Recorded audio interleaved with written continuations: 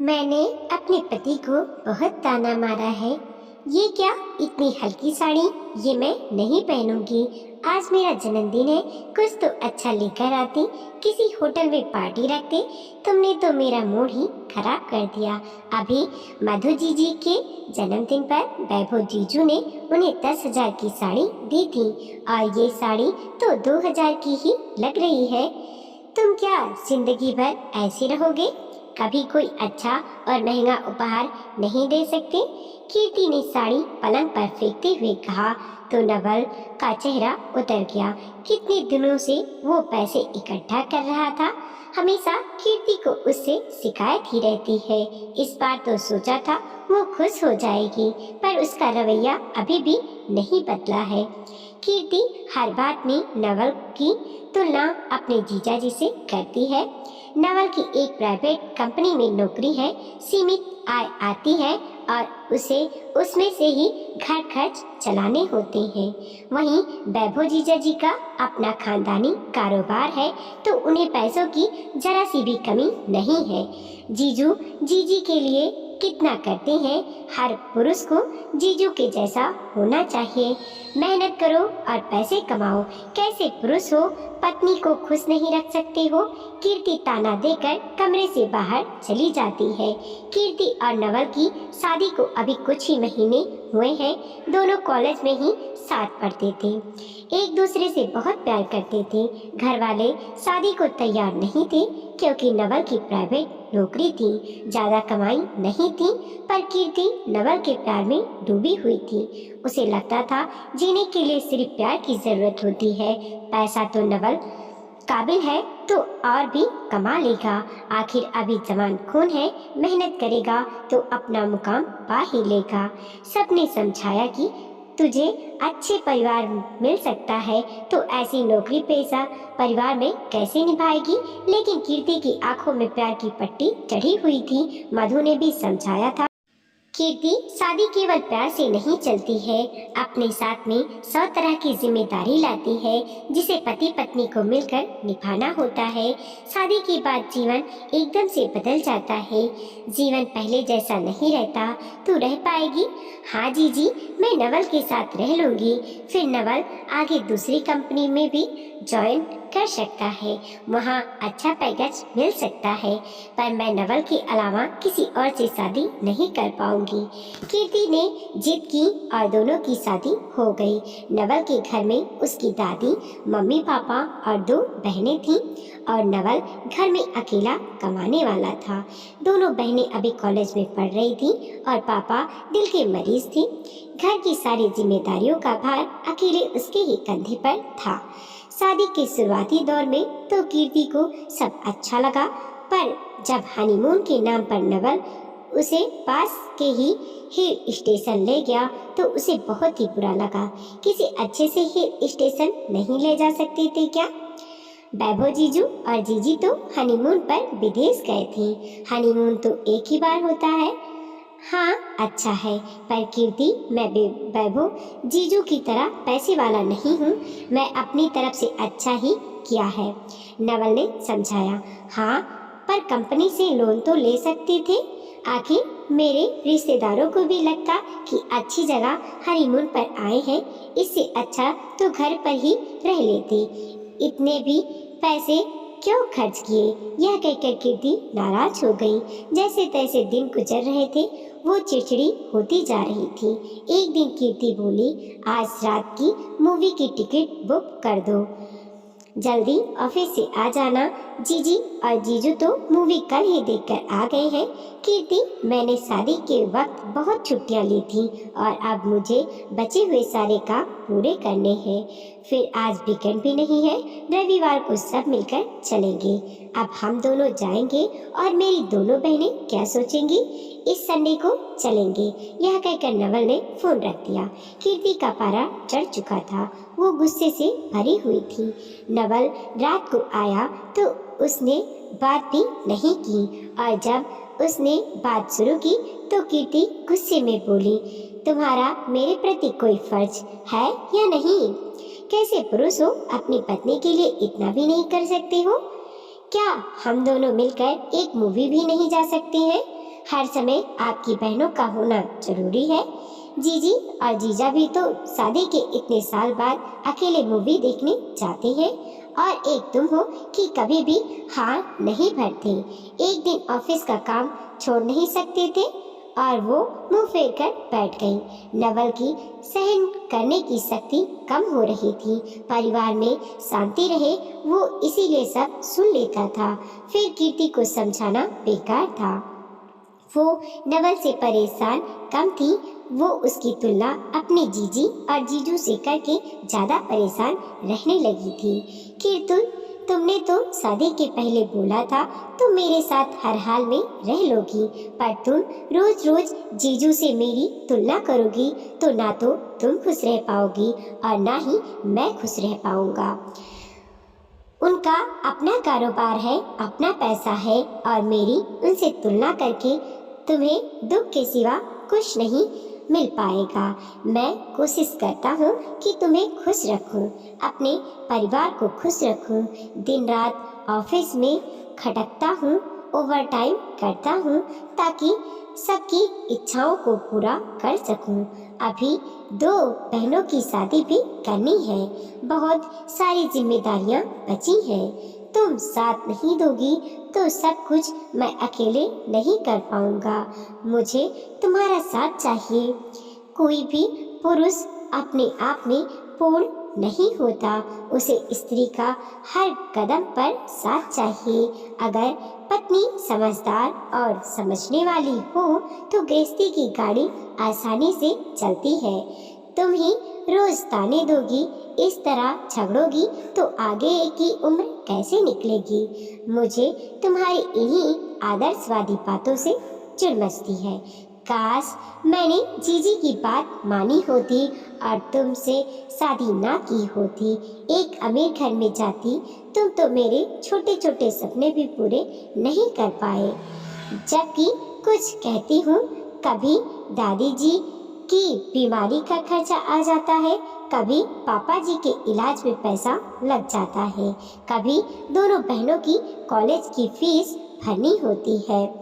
मेरी जिंदगी तो इन सब के बीच में पिसकर रह जाएगी। मैं जिंदगी भर इस घर परिवार में खटकती ही रहूंगी।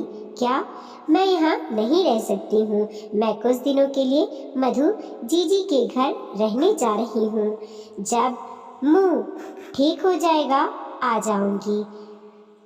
मुझे बुलाने की कोशिश मत करना। कीर्ति, इस तरह अचानक जाना ठीक नहीं होगा। अभी सब सो गए होंगे, सुबह उठकर तुम्हारे बारे में पूछेंगे तो क्या जवाब दूंगा।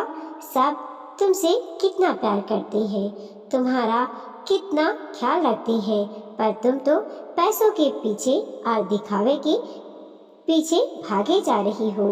जीवन में पैसा ही सब कुछ नहीं होता है नवल, पैसा ही सब कुछ होता है। आज जीजी और जीजू कितने खुश रहते हैं, हर जगह घूमते रहते हैं, महंगी होटल में डिनर पर जाते हैं, मूवी देखने जाते हैं। मधु जीजी की जिंदगी कितनी सही है। आपने फेसबुक पर उनकी फोटोज नहीं देखी? संसार का सारा सुख उन्हें मिला हुआ है। कीर्ति ने मधु जीजी को फोन लगाया और उन्होंने उसके लिए कार भेज दी। नवल की कोई बात सुने बिना ही कीर्ति चली गई। मधु जीजी मैं आ गई, और कीर्ति उनके गले लगकर रोने लगी। मधु ने उसे चुप कराया और खाने के लिए बैठाया। कीर्ति शानदार डाइनिंग टेबल पर बैठ गई और पूछने लगी कि हमारे वैभव जीजू कहाँ हैं? मैं उनके साथ ही खाना खाऊंगी, वो तो देर से आएंगे, तू तो खाना खा ले। और मधु ने उसे प्यार से खाना खिलाया। रात को वो कीर्ति को अपने कमरे में ही लेकर सो गई। पर जब जीजू आएंगे तो मुझे रात को उठना पड़ेगा, मैं अलग कमरे में सो जाऊंगी, कीर्ति ने कहा। वो आज रात नहीं आएंगे, तू सो जा, मधु ने धीमी आवाज में कहा। रात को कीर्ति की नींद खुली तो नीचे शोर सुनकर वो चौंक गई। वो कमरे से बाहर गई तो नजारा देखती ही रह गई। चटाक से एक थप्पड़ जीजी के गालों पर पड़ा और वो जमीन पर गिर गई। ये वैभव जीजू थे जो नशे में धुत थे और पिए जा रहे थे। आप इतना मत पियो, ये आपकी सेहत के लिए अच्छा नहीं है। पीने से किसी का भला हुआ है क्या? तू चुप कर। मुझे आज तक तो बच्चा नहीं दे पाई, मैं तो आज खुशी में पी रहा हूँ। मैं बाप बनने वाला हूँ। शालिनी मेरे बच्चों को जन्म देने वाली है, पर तुझे घर से भी नहीं निकाल सकता हूँ। मेरे बाप ने सारी जायदाद तेरे नाम जो कर दी है। कारोबार चलाने के लिए तेरे साइन चाहिए होते हैं, वरना तुझे तो मैं उठाकर यूं फेंक दूंगा। बाज कहीं की, तू मेरे साथ सिर्फ फोटोज में जचती है। कंपनी चलाने के लिए संबंध दिखाने पड़ते हैं, नहीं तो तेरी जैसी अपशुभनी और बात से तो मैं बात भी नहीं करूं। ये ले हीरे की अंगूठी, कल फेसबुक पर फोटो अपलोड कर देना, वरना तेरे माँ बाप को सब बता दूंगा। और अपना जन्मदिन अपनी सहेलियों के साथ मना लेना। मुझे तो कल शालिनी के साथ घूमने जाना है। अपने जीजू का ऐसा व्यवहार देखकर कीर्ति के पैरों से जमीन सरक गई। तभी कमरे में मधु आई और उसके गले लगकर फुट फुट कर रोने लगी। मधु की सिसकियों ने कीर्ति को अंदर तक हिला दिया। जीजी, आपने कभी मुझे बताया नहीं। जीजू का ऐसा व्यवहार देखकर मुझे उनसे नफरत हो रही है। कैसे पुरुष है, अपने पत्नी को कोई ऐसे मारता है क्या? और ये शालिनी, ये बच्चा, आप ये सब बर्दाश्त क्यों करती हो? घर छोड़कर चली क्यों नहीं जाती? कहाँ जाऊँ? मम्मी पापा ये सहन नहीं कर पाएंगे। भैया भाभी मायके में रहने नहीं देंगे। मैं कभी माँ नहीं बन सकती। उम्र किसके सहारे बिताऊंगी? यहाँ तो ऑफिस चली जाती हूँ, मन लगा रहता है। मैं कब से चेहरे की चोट और निशान छिपाकर जी लेती हूँ। कीर्ति, ये पैसा, ये ऐसो आराम सब बेकार है। अगर पत्नी को पति का प्यार नहीं मिले, जिंदगी तो प्यार से ही चलती है। मैंने तुझे पहले नवल से शादी करने को मना कर दिया था, पर वो मम्मी पापा और भैया नहीं चाहते थे। पर अच्छा हुआ तूने अपने पसंद से शादी की। नवल के घर वाले तुझे कितना प्यार देते हैं, कितना सम्मान से रखते हैं। ये धन दौलत कोई सुकून नहीं दे सकता। फेसबुक की फोटो तो मात्र दिखावा है। इन तस्वीरों के पीछे दर्द का किसी को पता नहीं है।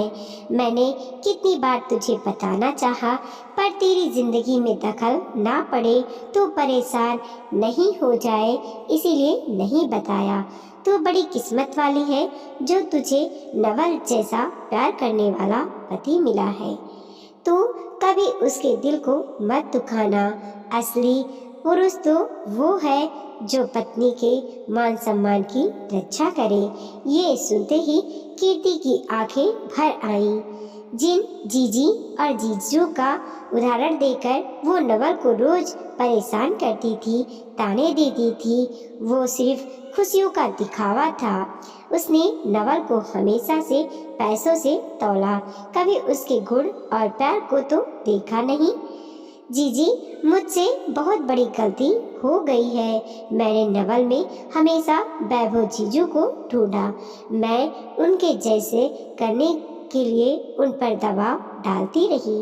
वो हर समय मुझे खुश करने में लगे रहे और मैं उनके प्यार को नज़रअंदाज करती रही।